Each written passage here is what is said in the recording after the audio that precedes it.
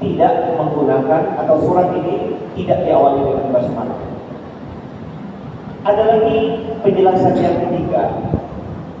Ketika Al-Quran mulai dibukukan atau dibukukan untuk kali kedua, karena Al-Quran ini dibukukan atau dikumpulkan untuk kali pertama itu di zaman pemerintahan Abu Bakar As-Siddiq. Jadi begitu Rasul wafat, Sayyidina Umar menganjurkan untuk Al-Quran ini agar dikumpulkan, karena dulu Al-Quran masih berserakan, ada di hafalan para sahabat, ada di catatan-catatan para sahabat. Nah, Umar meminta kepada Abu Bakar agar Al-Quran dikumpulkan dalam satu mushaf, dan itu terjadi pada masa Abu Bakar. Pada masa Utsman, untuk kedua kalinya Al-Quran ditulis ulang. Tetapi kemudian penulisannya sama seperti pada masa Abu Bakar, tanpa tanpa basmalah. Sebagian sahabat tanya, wahai Utsman, kenapa dalam mushaf yang Anda buat itu tidak ada basmalah? Kata Sayyidina Utsman, dulu ketika Rasul masih hidup, kami sepertinya merasa bahwa surat Al-Anfal dengan surat At-Taubah itu sepertinya satu surat saja, karena tema-temanya menyatu. Dua-duanya soal cerita soal perang. Surat Al-Anfal soal perang, surat At-Taubah juga soal perang. Jadi kami merasa bahwa surat Al-Anfal dengan surat At-Taubah itu seperti satu surat saja. Dan sampai akhir hayat, Nabi juga tidak pernah memerintahkan kepada Zaid bin Sabit selaku penulis wahyu untuk menuliskan basmalah itu. Itu kata Sayyidina Utsman, kami sepertinya menganggap surat itu satu surat saja. Nah, itu diantaranya juga alasan yang menyebabkan surat ini tanpa basmalah. Lagi-lagi kita katakan itu semua adalah pendapat dan analisa para ahli tafsir. Jika kita ingin menyederhanakannya, maka sesungguhnya kita kembalikan sajalah, karena Al-Quran itu adalah bagian dari tauqif, ketetapan Allah lewat Rasulnya. Maka kalau Rasul tidak mengajarkan untuk menulis basmalah, berarti tidak. Itu pernyataan paling gampang. Artinya karena memang Rasul tidak pernah memerintahkan kepada Zaid bin Sabit untuk menuliskan basmalah di awal surat ini. Karena dalam kesejarahannya, setiap kali ayat turun, setiap kali surat turun, Rasul biasanya panggil para penulis wahyu, utamanya Zaid bin Sabit. Zaid, telah turun kepada saya ayat begini, kau taruh ayat ini di tempat ini, atau sambungan surat yang kemarin. Itu semua bagian Al-Quran itu diberi petunjuk oleh Rasul di mana dia ditaruh. Nah, sementara surat At-Taubah itu tidak pernah Rasul memberi petunjuk kepada Zaid untuk dituliskan basmalah. Jadi kalau mau kita gampangkan, ya karena Rasul nggak kasih petunjuk, ya sudah tidak pakai basmalah. Nah, nanti tinggal satu persoalan lagi, bagaimana kalau di awal surat ini kita membacanya pakai basmalah? Apa hukumnya dan boleh atau tidak? Nah, mungkin nanti ada guru kita yang bahas, kalau bahas tentang Al-Quran, boleh tidak dibahas ini bagaimana membaca hukum surat Taubah yang tanpa basmalah. Nah, yang berikutnya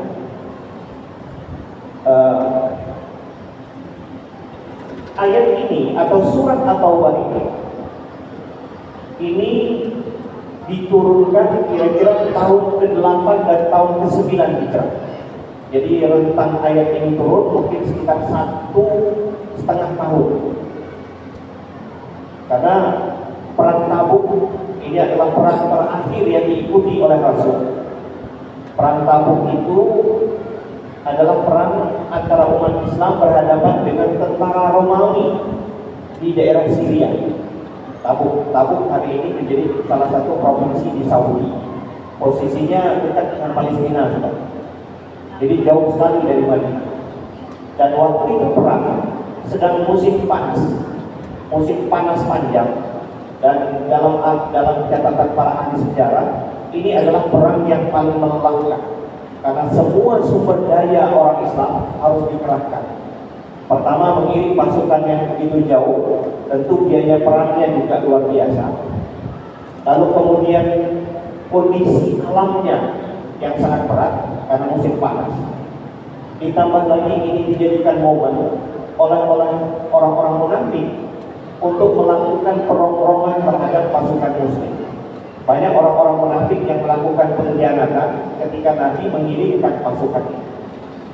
Dan surat At-Taubah adalah surat yang diturunkan untuk semuanya di Madinah. Jadi satu surat ini utuh diturunkan, dan ini adalah surat terakhir yang diturunkan kepada Nabi. Sekali lagi, ini adalah surat terakhir yang diturunkan kepada Nabi. Setelah ini tidak ada lagi surat yang turun. Bukan ayat ya, tidak ada lagi surat yang turun. Kalau ayat masih ada. Ayat terakhir yang turun kepada Nabi itu adalah surat Al-Maidah ayat 3, pas ketika Nabi sedang melaksanakan haji wada tahun ke-10 Hijrah. Itu al-yawma akmaltu lakum dinakum wa atmamtu 'alaikum ni'mati wa raditu lakumul Islam dinan. Itu ayat terakhir, bukan surat terakhir. Sedangkan surat terakhir adalah surat Taubah. Setelah ini tidak ada lagi penggalan Al-Quran atau surat yang utuh yang diturunkan kepada Nabi. Nah, Bapak Ibu yang saya muliakan, karena ini berkaitan dengan sejarah, maka kemudian kita juga dalam penjelasan nanti memang mau tidak mau harus dibantu dengan penjelasan kesejarahan. Nah, tanpa dibantu dengan fakta kesejarahan, maka kita akan kehilangan arah dalam memahami makna ayat ini. Nah, itu kira-kira pengantar dasar yang bisa kita pakai untuk kemudian mulai masuk ke dalam ayat ini. Kita mulai dari ayat pertama surat At-Taubah. Bara'atun minallahi wa rasulihi ila alladziina 'ahadtum minal musyrikin. Ini adalah pembatalan dari Allah dan Rasulnya, pembatalan perjanjian dari Allah dan Rasulnya ilal ladzina ahadtum minal musyrikin, kepada orang-orang yang kamu telah terikat perjanjian dengan mereka ya Muhammad, yaitu perjanjian terhadap orang-orang musyrik. Jadi kalau kita sederhanakan, ayat ini sekaligus langsung mengumumkan bahwa Allah dan Rasulnya sudah putus perjanjian dengan orang musyrik yang dibuat oleh Nabi. Nah, sekarang kita mundur sedikit.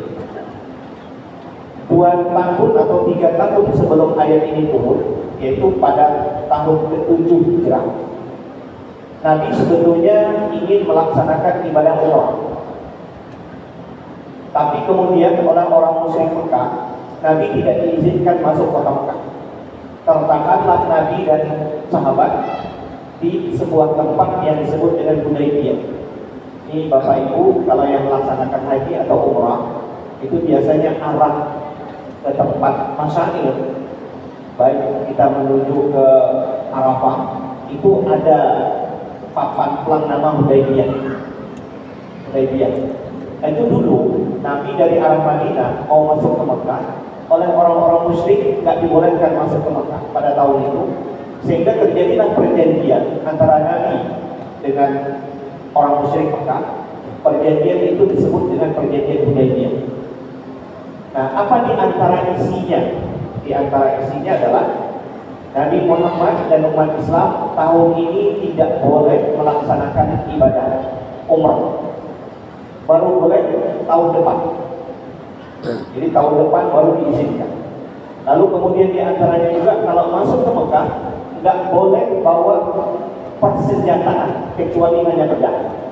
Karena biasa orang-orang Arab itu jalan kemana-mana pedang di pinggang itu sebagai alat pertahanan diri, itu biasa karena mereka bangsa pengembara. Tapi peralatan panah, tobat dan segala macam kalau nanti masuk ke Mekah tidak dibolehkan. Nah, lalu beberapa poin lagi, tapi intinya perjanjian ini mengecewakan sebagian besar para sahabat. Bahkan Sayyidina Ali yang menulis perjanjian ini sebetulnya enggan menulis perjanjian ini. Tapi karena Nabi mendesak, maka kemudian Sayyidina Ali menulis perjanjian, isi perjanjian, disepakati. Tapi ternyata kemudian apa yang terjadi setahun kemudian ternyata orang-orang musyrik Mekah itu membatalkan atau mengkhianati perjanjian tersebut.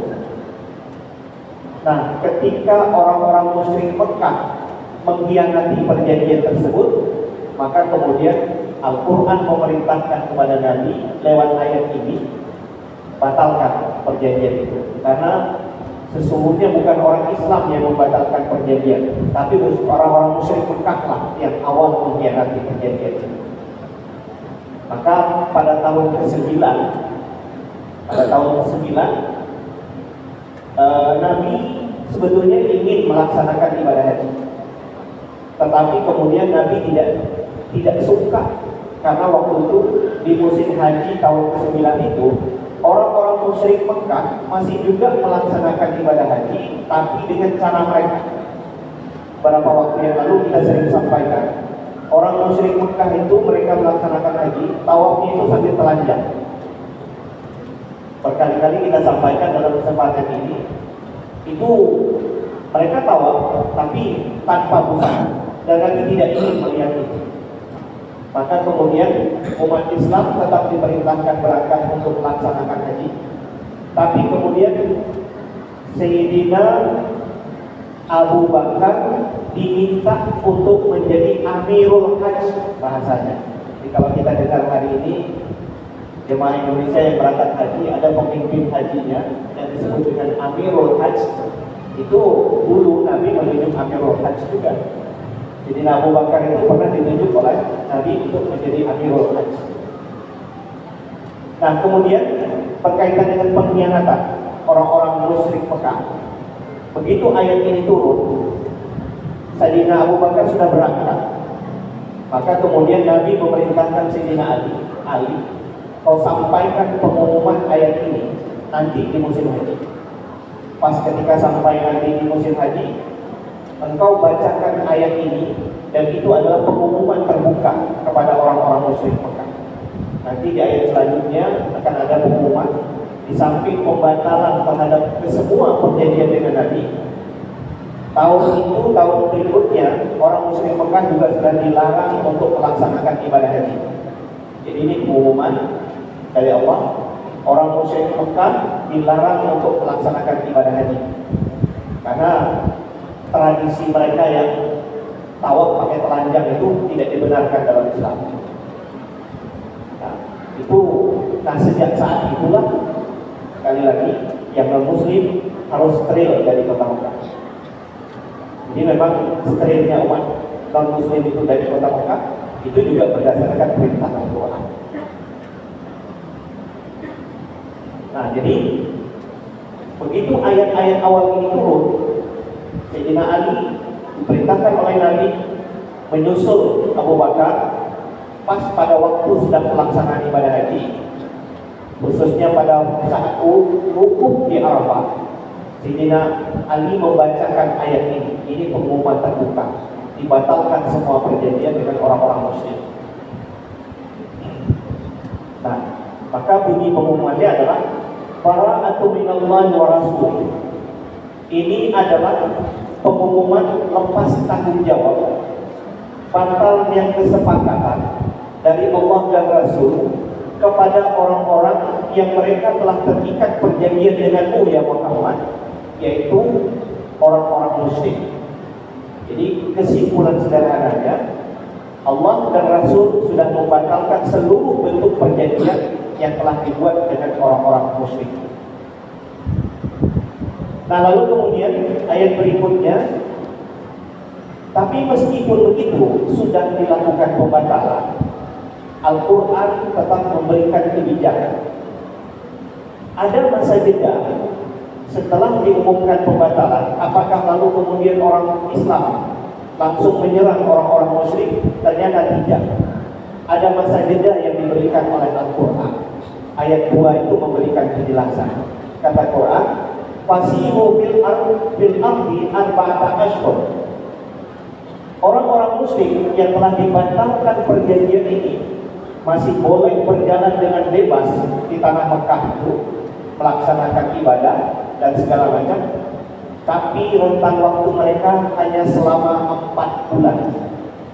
Jadi 4 bulan sejak pembatalan perjanjian ini, mereka masih orang-orang yang aman. Ini masa jeda yang diberikan oleh Al-Quran. Tapi lewat dari 4 bulan, bisa saja mereka akan diperangi. Nah, begini Al-Quran mengatur perjanjian ini. Jadi tidak begitu dibatalkan hari ini, besoknya orang diserang, tidak. Al-Quran memberikan tenggat waktu 4 bulan. Kepada orang-orang musyrik, fasihu fil ardh, maka mereka silahkan berjalan di bumi Mekah itu selama 4 bulan. Ini masa di mana mereka bebas dari gangguan. Walaupun perjanjian sudah batal, tapi selama 4 bulan itu mereka masih bisa bebas untuk beribadah.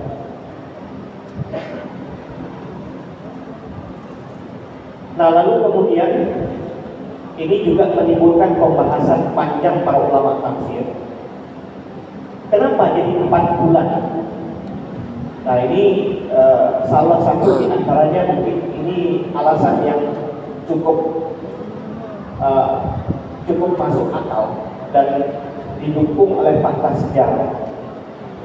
Rasul menyampaikan menerima ayat ini kira-kira di sebelum bulan Sa'ban. Sebelum bulan Sa'ban artinya sebelum memasuki puasa.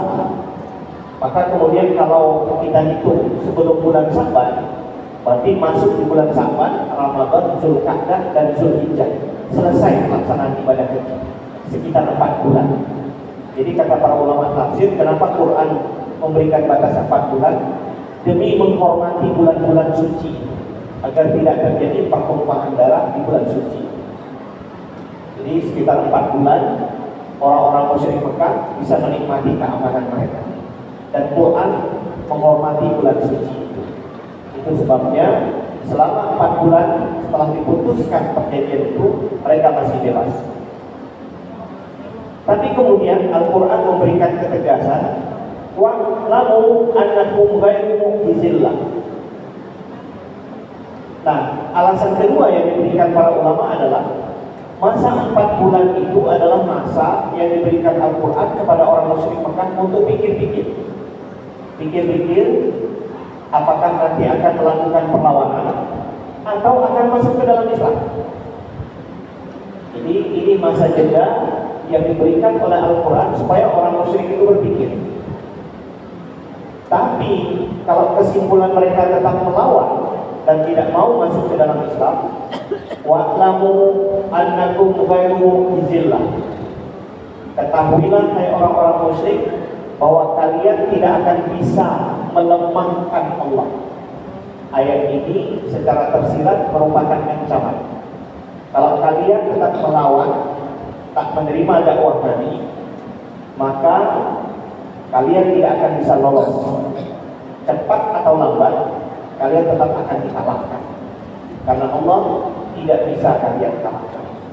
Jadi artinya Allah akan tetap mendukung dan menolong Nabi-Nya.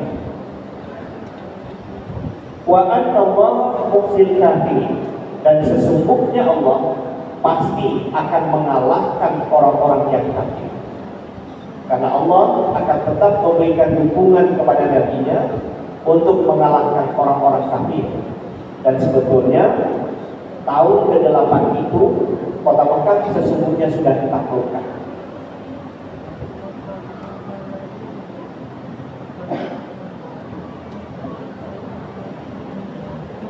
Nah, kapan pengumuman resmi pembatalan itu? Wa azanu minallahi wa rasulih ila nas yaumal hajjil akbar. Ini adalah pengumuman dari Allah dan Rasulnya tentang pembatalan perjanjian itu kepada segenap manusia. Walaupun ayat itu menyebut kepada segenap manusia, para ahli tafsir memahami bahwa yang dimaksud manusia itu adalah orang-orang musyrik Mekah. Jadi ini adalah pengumuman dari Allah dan Rasul kepada orang-orang musyrik Mekah. Kapan pengumuman itu dibacakan? Yaumal Hajjil Akbar, pada hari Haji Akbar. Nah ini panjang cerita Haji Akbar itu.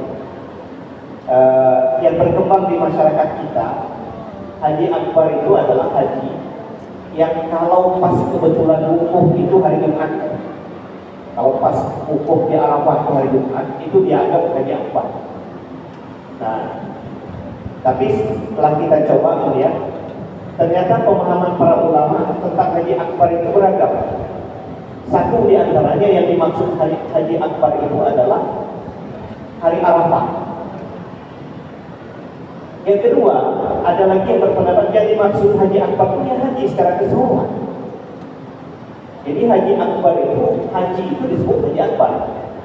Tapi umrah itu disebut Haji Asghar, haji kecil. Jadi umrah itu haji juga, tapi haji kecil kata para ulama. Yang haji yang sesungguhnya itu Haji Akbar. Ada ulama yang menyebut seperti itu. Nah, mazhab Syafi'i itu menyebut Haji Akbar itu adalah yang dimaksud dalam ayat ini adalah pada saat wukuf tanggal 9 Zulhijjah. Dan ini sama pendapatnya dengan mazhab Abu Hanifah. Dalam mazhab Malik yang dimaksud Haji Akbar itu adalah hari Nahar, hari ketika orang yang melaksanakan haji atau kita di luar Mekah ini melaksanakan pemotongan hewan kurban. Jadi tanggal 10, tanggal 11, tanggal 12, tanggal 13 itu pada saat kita melaksanakan pemotongan hewan kurban. Dalam mazhab Malik itu yang disebut dengan Al-Hajj Al-Akbar dalam ayat ini. Nah, jadi pendapat umum di masyarakat kita ya pokoknya kalau wukufnya itu bertepatan dengan hari Jumat itu hari Haji Akbar. Nah, tetapi ternyata pandangan umum ini tidak didukung oleh hadis. Tidak ada hadis yang menyebut bahwa Haji Akbar itu adalah haji yang kalau wukufnya hari Jumat. Memang hari Jumat itu adalah hari mulia dalam Islam. Dan wukuf itu juga adalah saat yang mulia ketika melaksanakan haji. Maka kalau berkumpul dua kemuliaan itu di satu waktu, memang tentu akan bertambahlah kemuliaan. Hari Jumat hari mulia, wukuf itu hari mulia. Maka ketika ketemu dua kemuliaan di satu waktu, pastilah akan lebih tinggi nilai kemuliaan. Mungkin ini yang menjadi alasan masyarakat kenapa kalau hari Jumat wukufnya disebut dengan Haji Akbar. Tapi tidak ada penjelasan dari hadis soal itu. Nah, itu yang dimaksud Haji Akbar. Jadi sekali lagi, ketika sedang melaksanakan haji, maka Sayyidina Ali sampai ke Mekah. Sayyidina Ali membacakan ayat ini, pengumuman ini. Maka semua orang musyrik mendengar. Semua orang musyrik mendengar ayat ini dan artinya mereka sudah tidak ada lagi hubungan apapun dengan Nabi. Tidak ada ikatan perjanjian dengan Nabi. Maka sejak saat itu mereka sudah bersiap-siap untuk menghadapi perang dengan umat Islam. Allah bari'u minal musyrikin wa rasuluh. Sesungguhnya Allah sudah terlepas diri dari orang musyrik. Artinya tidak ada ikatan perjanjian apapun. Dan demikian juga Rasul tidak ada juga ikatan perjanjian dengan orang-orang musyrik. Lalu Quran memberikan ketegasan, fa in tubtum fa huwa khairul lakum. Wahai orang musyrik, jika kalian bertobat dari kemusyrikan dan masuk ke dalam Islam, itu adalah hal yang terbaik yang kalian lakukan.